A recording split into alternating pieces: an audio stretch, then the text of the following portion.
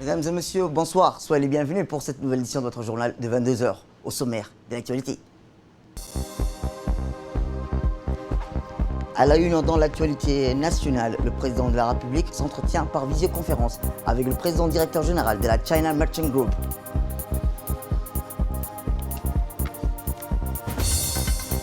Et enfin, dans l'actualité internationale, ONU, Inde, Japon, l'Allemagne et le Brésil réclament un siège permanent au Conseil de sécurité. C'était les titres. Merci si vous nous rejoignez. À la une dans l'actualité, je vous le dis dans le titre, le président de la République, son Excellence Ismaël Omar Guelleh, s'est entretenu aujourd'hui en milieu de matinée par visioconférence avec Huang Junlang, le président directeur général de la China Merchant Group. Cette société chinoise de renommée mondiale est spécialisée dans la conception et la réalisation des projets relevants. Société chinoise de renommée d'infrastructures, de finances et d'immobilier. L'audience de travail du président Guelleh avec M. Huang Junlang a trait à la réalisation d'un double accord entre le gouvernement djiboutien et la China Merchant Group.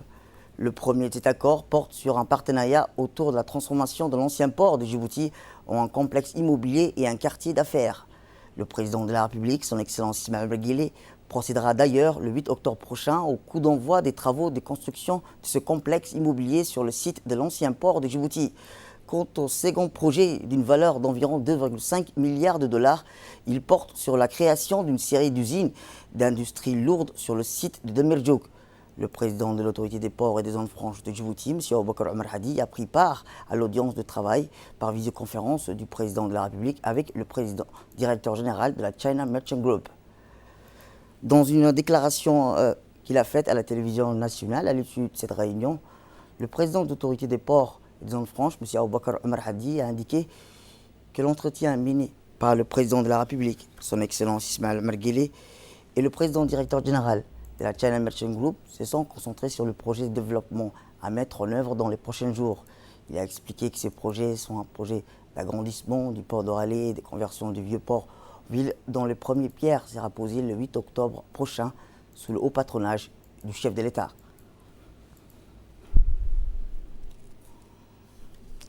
Autre actualité, dans ce 22 heures, le président de la République, M. Ismaël Omar Guelleh, a, dans le cadre d'une interview en Somalie diffusée hier soir à la radio-télévision de Djibouti à l'occasion de la rentrée politique, procédé à une mise au point de la situation générale du pays et s'est exprimé sur les principaux sujets d'actualité nationale. Le chef de l'État a été interrogé tout d'abord sur les questions d'actualité comme la situation du Covid-19. À ce sujet, le président de la République a exhorté à la vigilance. Voici les propos du chef de l'État commentés par Mohamed Abdelrahman. Covid-ku wuxuu na helay mars bishii mars waxa uu saameeyey dalkeena oo Nous devons rester vigilants à propos du Covid-19, ce qu'a déclaré en substance le président de la République dans une interview exclusive accordée hier à la RTD à l'occasion de la rentrée politique. Le président de la République, M. Ismaël Omar Guelleh, dans un tour d'horizon des questions nationales avec la RTD, a été interrogé sur de nombreuses questions et a répondu à propos du Covid-19 que malgré les victoires remportées sur cette pandémie dans notre pays, l'heure était à la vigilance parce que le risque n'était pas totalement écarté. Dès que cette pandémie qui a touché le monde entier s'est déclarée dans notre pays, nous avons engagé un plan d'action qui a consisté à effectuer un dépistage massif de l'ordre de 7%, soit environ 74 000 personnes au total. Dans notre pays, cette maladie a touché 54 000 personnes environ. Toutes ont été guéries, sauf 61 personnes décédées à cause des conséquences de cette maladie. Nous avons engagé nos fonds propres de l'État, à quoi s'est ajoutée une part non négligeable de la solidarité nationale, que ce soit des sociétés privées ou étatiques. Pour l'heure, je peux dire que nous maîtrisons la situation sanitaire à propos du Covid-19, mais la vigilance reste de mise pour la simple raison que la pandémie n'est pas totalement éradiquée et qu'elle peut, à l'exemple de certains pays, ressurgir à tout moment. D'autre part, le président de la République a évoqué les efforts du gouvernement pour améliorer la qualité de l'enseignement, après avoir élargi le champ des écoles et préparé des équipements éducatifs pour les élèves sur tout le territoire national. Voici les propos du chef de l'État, commentés toujours par Mohamed Abdelrahman. socdaande ballaarinta in la gaadhsiiyo miyi iyo magaalaba iskuulkii inuu Le président de la République a été interrogé par nos collègues Mohamed Dahir et Awa Abdi sur de nombreuses questions d'intérêt national comme l'éducation nationale, notamment sur la qualité de l'enseignement après la mise en œuvre de la politique nationale de la scolarisation de masse. À ce propos, le président de la République a indiqué que les deux, la qualité et la quantité, vont de pair. Il a indiqué que l'État a mis en œuvre tous les moyens afin que chaque enfant djiboutien puisse bénéficier d'un enseignement approprié jusqu'à dans les coins les plus reculés du pays où l'État a construit des écoles, ce qui a pour objectif d'éduquer tous les enfants djiboutiens. La recherche de la qualité de l'enseignement suit également son cours normal dans des programmes engagés par le ministère de l'Éducation nationale que je félicite au passage. À ce sujet, il faut noter l'ouverture d'une école d'excellence qui illustre parfaitement cette recherche de la qualité. Dans cette quête de recherche de la qualité, tout d'abord, il a fallu diminuer le nombre d'élèves par classe et rétablir le système des cours matin et après-midi à la place des deux flux le matin et un autre l'après-midi. Sur une question sur les nouveaux objectifs du système de santé, le président de la République a répondu « Pour ce qui est de la santé, nous avons mis en place le système de l'assurance maladie universelle qui doit prendre en charge l'ensemble des besoins de santé de la population, ceux qui ont le moyen comme ceux qui ne l'ont pas, et c'est un système qui garantit la santé pour tous. » Pour être à la hauteur de ce nouveau objectif de l'assurance maladie, nous avons adopté le système des polycliniques, qui est un système qui a très bien réussi dans d'autres pays comme Cuba. Nous avons ainsi bâti, rien que dans la capitale, 5 polycliniques bien équipées où l'on retrouve toutes les spécialités et qui garantissent de ce fait les besoins de santé de la population. Et dans un autre volet, le chef de l'État a été interrogé sur l'absence de la scène politique d'une opposition crédible. Voici la réponse du chef de l'État.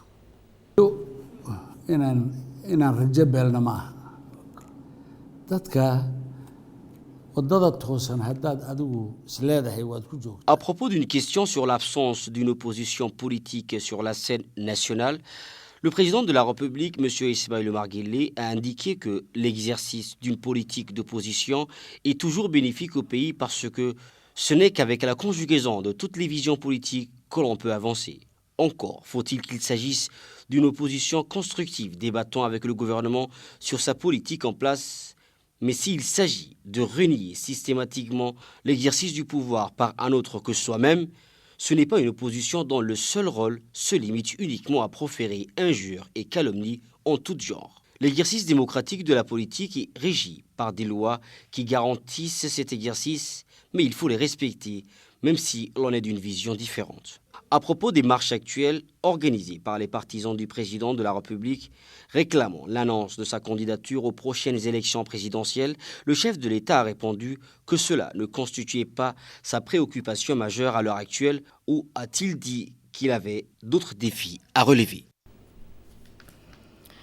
Autre actualité nationale concernant l'évolution du Covid-19 dans notre pays, 368 tests ont été pratiqués aujourd'hui.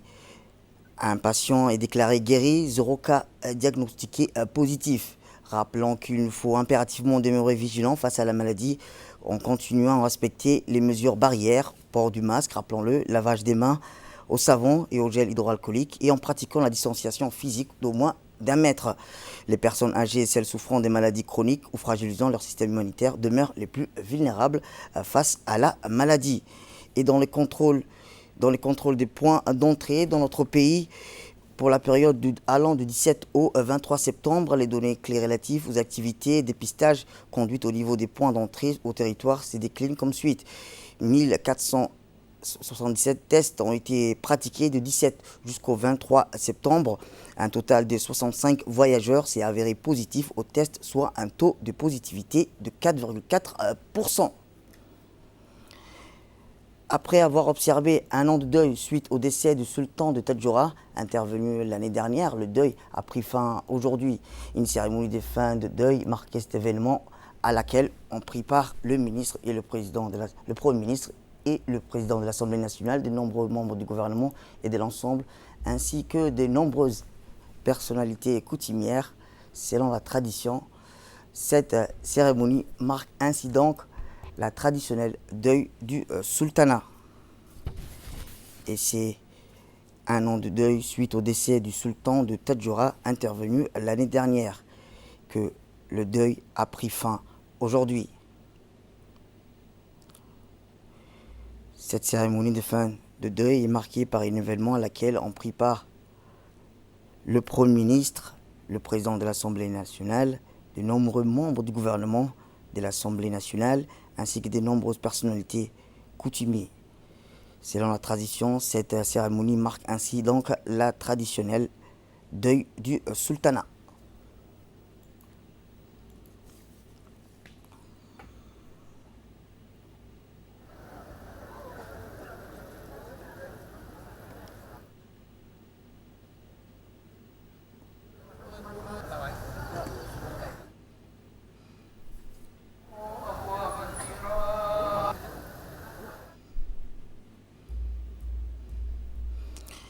Direction la région plutôt d'Ali Sébié, précisément à Dar Aoussa. Une délégation conduite par le ministre de l'Intérieur, Moumin Ahmed Cheikh, s'est rendue à Ar Aoussa, où est créé un centre de quarantaine destiné pour les migrants éthiopiens refoulés du Yémen en cette période de crise du Covid-19. Le ministre était accompagné dans ce déplacement par son collègue, le ministre de la Santé, M. Mohamed Warsama Diriye, du directeur régional de l'Organisation internationale des migrants, l'OIM, M. Mohamed Abdelkader, qui ont en visite de travail à Djibouti.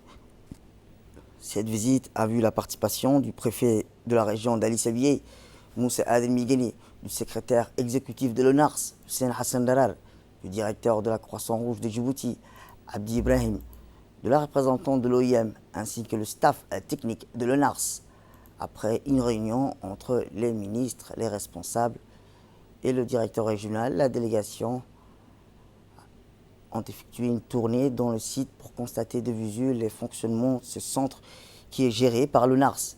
Le directeur régional de l'OIM a bien suivi les explications des agents de l'ONARS opérant dans ce site qui lui ont d'emblée expliqué le fonctionnement de ce centre dans son ensemble et a noté les doléances de l'ONARS demandant du soutien pour mieux servir les migrants qui sont hébergés dans ce centre. Jusqu'à ce jour, l'ONARS, malgré son faible moyen, gère seul tous les besoins de ce centre.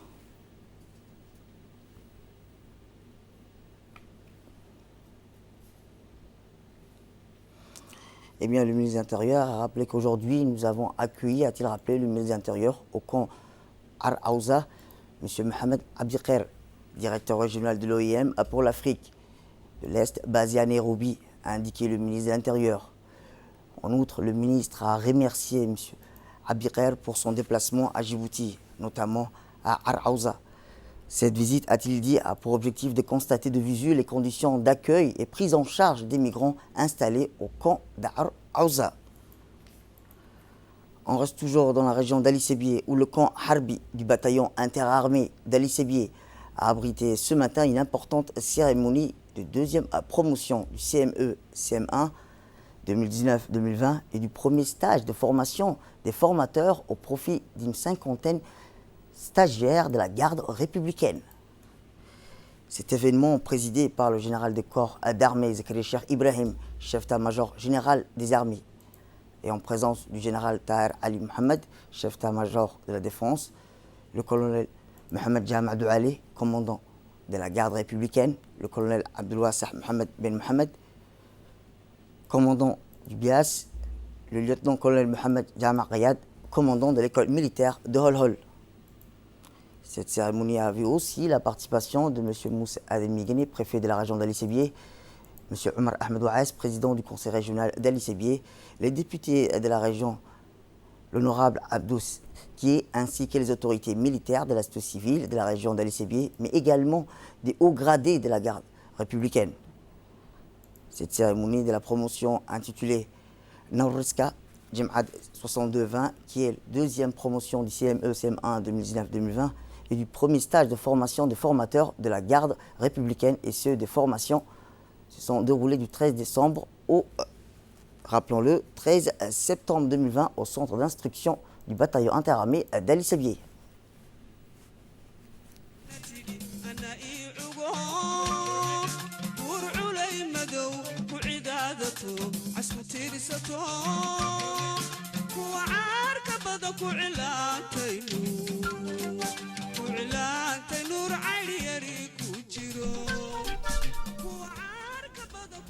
Elles ont été organisées parallèlement au profit des 36 jeunes issus de la promotion 2016 titulaires du baccalauréat, du brevet technicien supérieur ou d'un diplôme universitaire, ainsi 15 jeunes cadres sous-officiers de la première promotion a pu bénéficier. Cette formation CME-CM1 avait pour but de vous faire acquérir les compétences techniques et tactiques nécessaires, tant en matière de savoir-faire que de savoir-être pour gérer, animer, persuader et entraîner un groupe. Pour la formation des formateurs, le but recherché avait vous faire acquérir les compétences essentielles du métier de formateur, didactiques, méthodes et techniques à savoir-faire, relationnel et organisationnel de base, connaissance de l'environnement de la formation militaire, afin de constater des jeunes cadres sous-officiers capables d'encadrer, instruire des jeunes recrues dans un premier temps et dans un futur proche de participer aux formations des unités constituées de la garde républicaine. L'ensemble de ces formations ont été sanctionnées par 2 semaines d'examen, du renforcement de leurs conditions physiques à l'amélioration de leur niveau intellectuel en passant par l'acquisition des savoir-faire techniques et tactiques avec un accent particulier. Dès son arrivée au BIAS, le général Zakaria Cheikh Ibrahim a effectué la revue de troupes d'honneur composée exclusivement des stagiaires de la garde républicaine ainsi que les éléments du camp de BIAS. Ensuite, les 36 stagiaires CME se sont vus remettre le stage, le grade de sergent et une quinzaine de stagiaires de formation formateur au grade de sergent-chef. C'est grâce à leurs efforts et leur dévouement que ce stage a été accompli.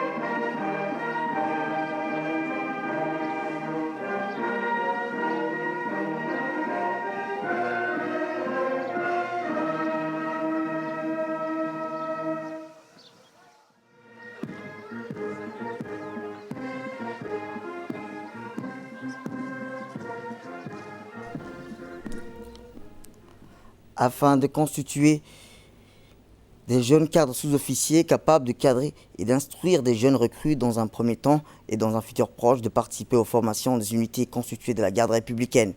C'est l'ensemble de ces formations ont été sanctionnées par 2 semaines d'examen, des renforcements de leurs conditions physiques, l'amélioration de leur niveau intellectuel, en passant par l'acquisition de savoir-faire techniques et tactiques avec un accent particulier sur l'éthique et la déontologie du métier des armées. Rien n'a été omis pour faire d'eux des cadres aptes à commander.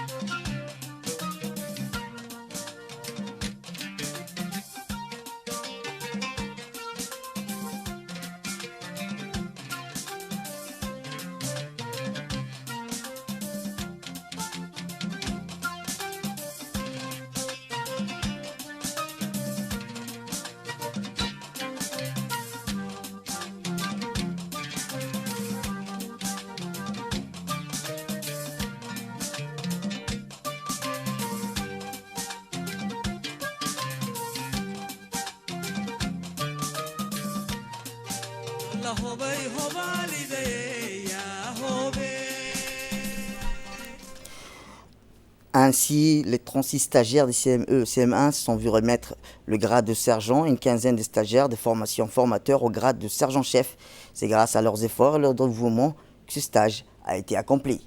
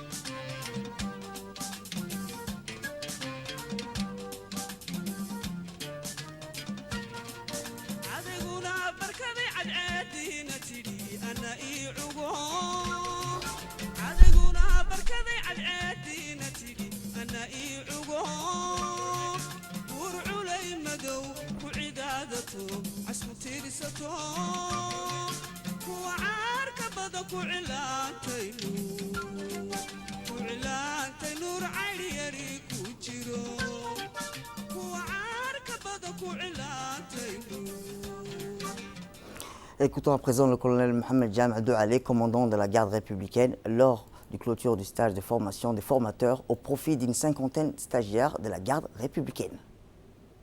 La formation CMU-CM1 a fait pour but de vous faire acquérir les compétences techniques et tactiques nécessaires tant en matière de savoir-faire que de savoir-être. Gérer, animer, persuader et entraîner un groupe de combat.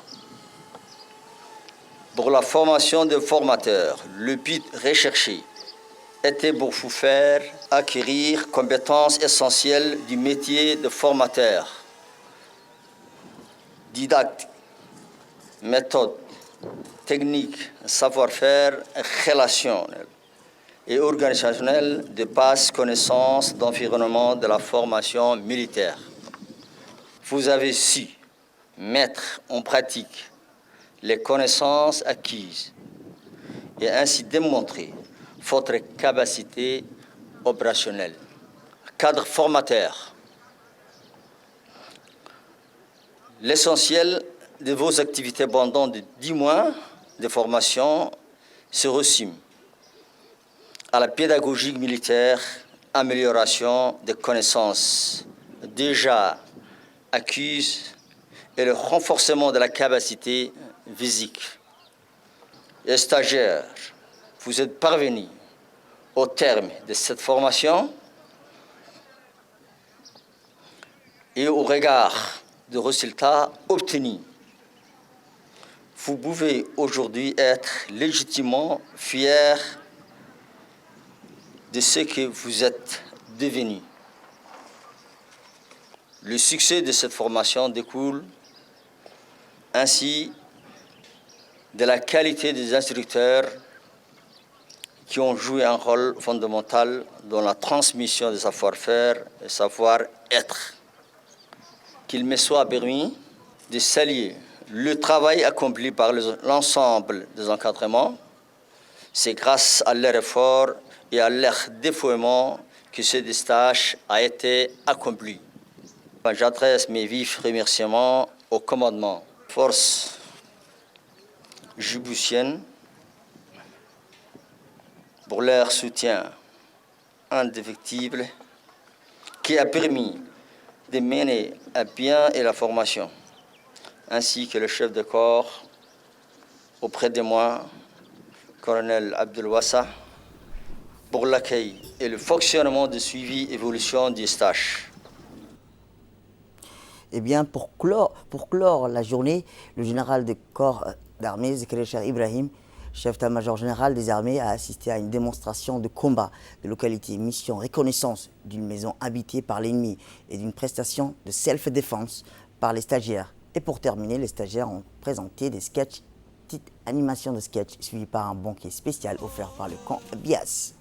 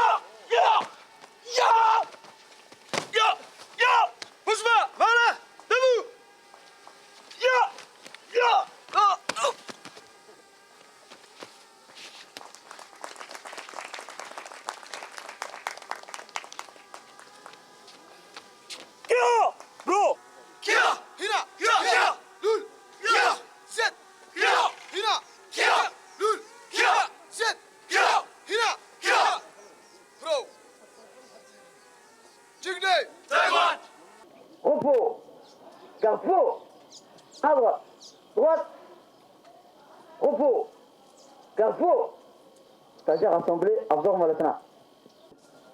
عايزة أنت بني هذي أنت راتكسا هروي نوتين حسامو ساوقت أو نستوشين ماشي تعالوا عيش ودن سمك كيني ذا شيء ودن تبورتي بلا واحد خبرونا حاجة نعبد حاجة خبرونا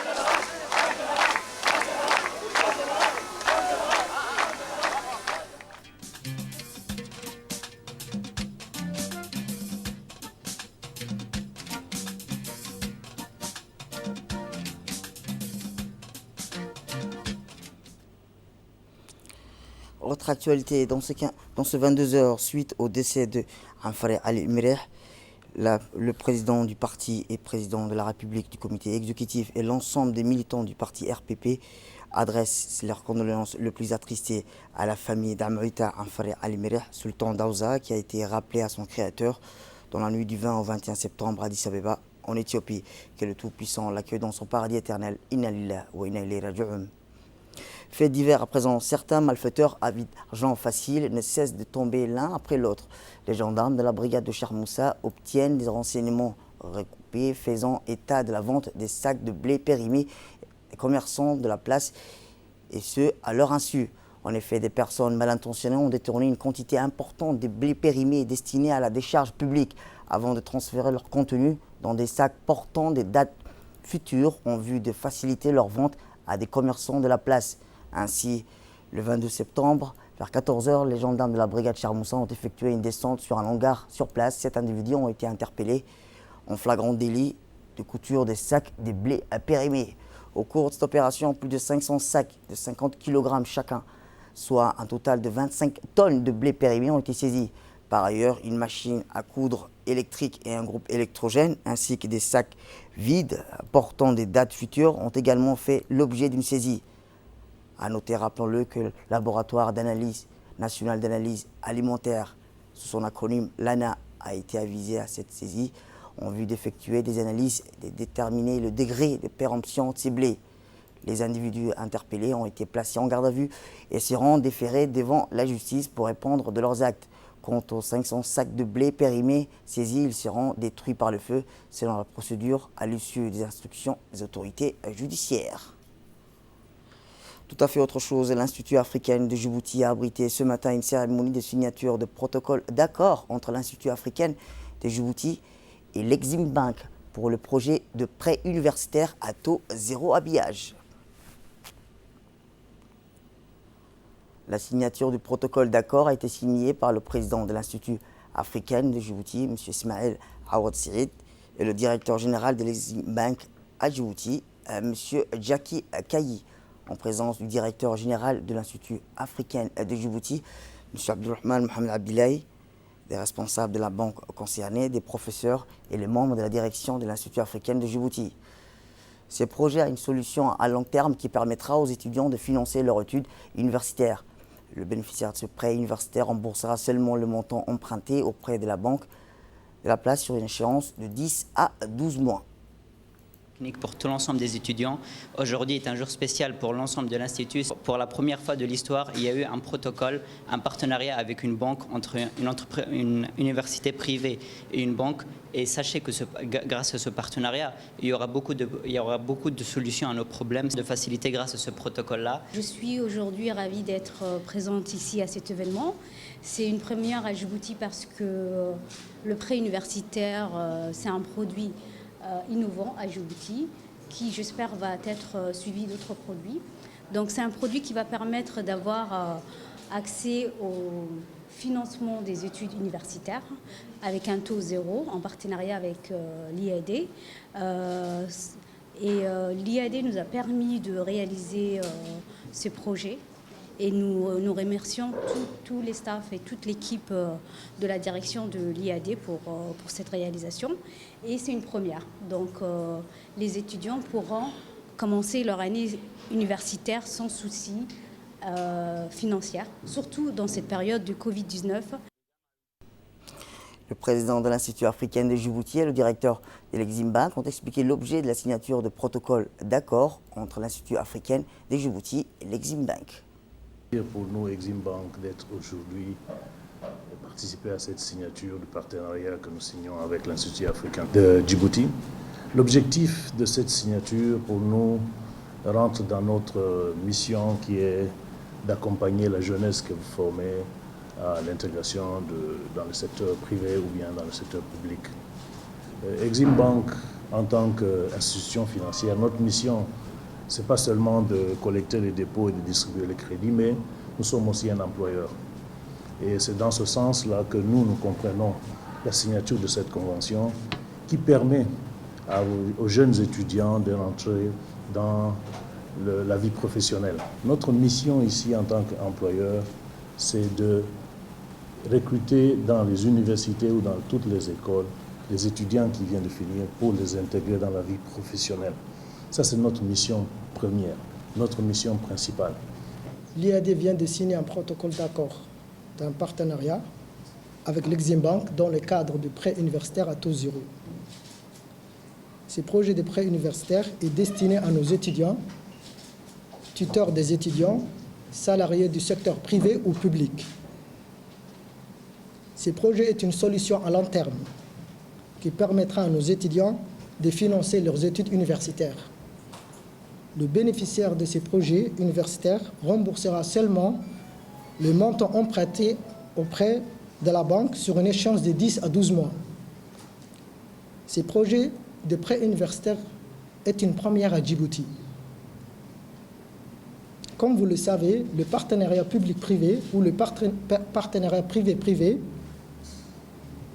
est un facteur important au développement et contribue à l'économie de notre pays.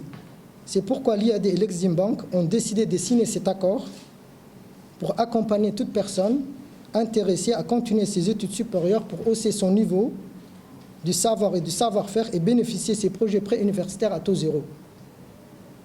L'Institut africain de Djibouti continuera à sensibiliser d'autres institutions, publiques ou privées, pour faire un partenariat gagnant-gagnant avec nous.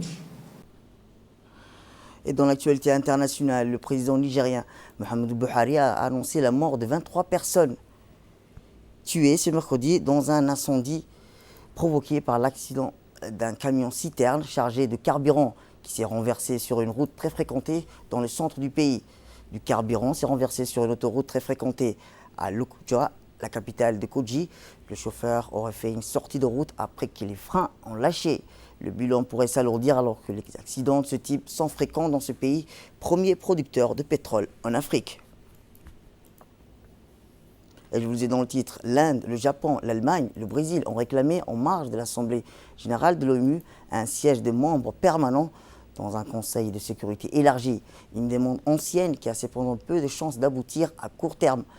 Le thème de l'élargissement du Conseil de sécurité avec plus de membres permanents et non permanents est très souvent évoqué par les pays participants à l'Assemblée générale annuelle de l'ONU depuis le début de la semaine. Le Conseil actuel est formé de 5 membres permanents dotés d'un droit de veto: États-Unis, Russie, Chine, France, Royaume-Uni, et 10 membres non permanents renouvelés par moitié tous les ans qui siègent pendant 2 années. Dans ce cadre, l'Allemagne est membre non permanent du Conseil jusqu'à la fin de l'année, tandis que l'Inde doit y prendre un siège également de membre non permanent en janvier prochain. La réforme du Conseil de sécurité est discutée à l'ONU depuis 2005, mais sans avancée majeure jusqu'à présent. C'est tout pour cette édition. Merci à vous de nous avoir suivis. Restez avec nous pour la suite de programmes télévisés et bon week-end à vous.